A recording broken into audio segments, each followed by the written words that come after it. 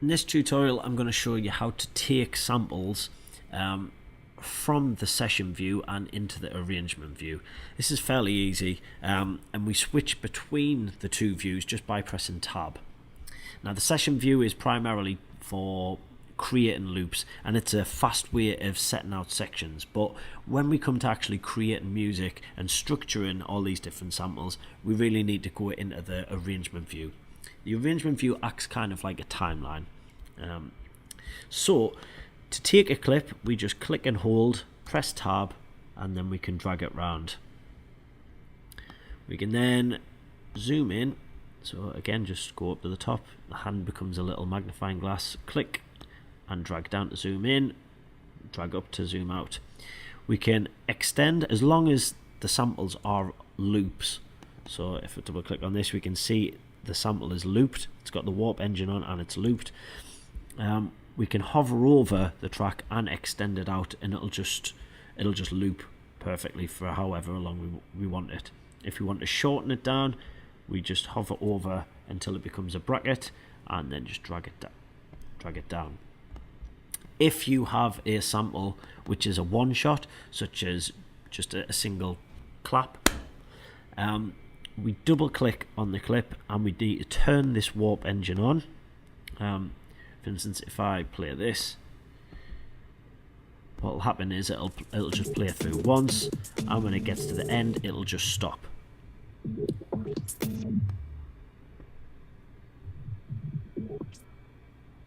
And that's it, that's finished. If we drag that into the audio and we extend it, it won't loop.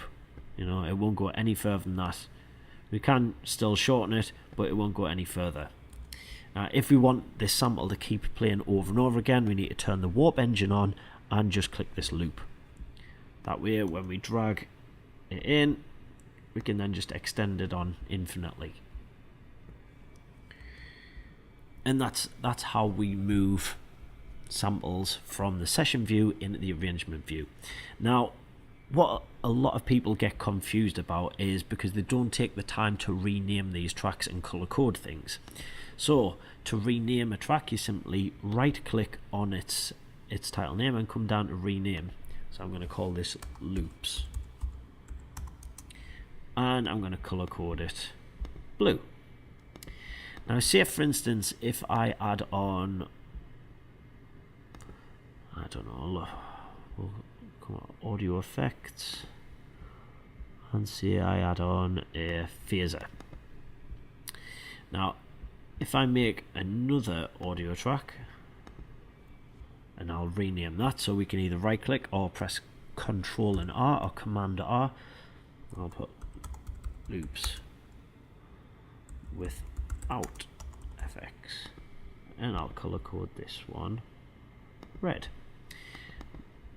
So if I double click on the title, we can see I've got my effect on, and when I hit play, we've got the effect kind of messing around.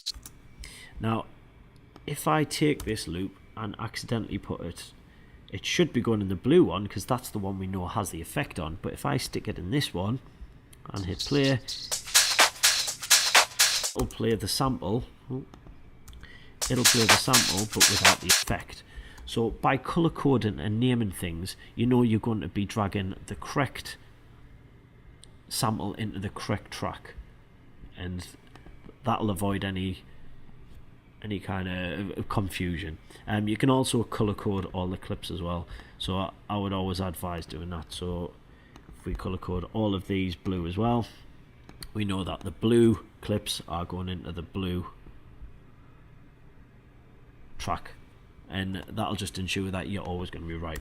Now one thing that will confuse people is how these clips are grayed out.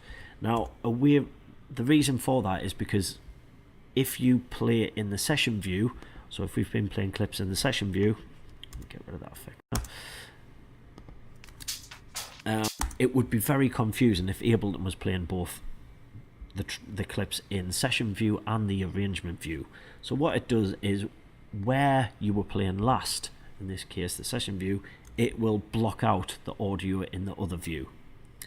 Now, to get the audio to play in this arrangement view, we just have to come up here and click that button. Now you'll see that everything's become illuminated, and when we click to play in this track here, it'll just play when it gets to the clip.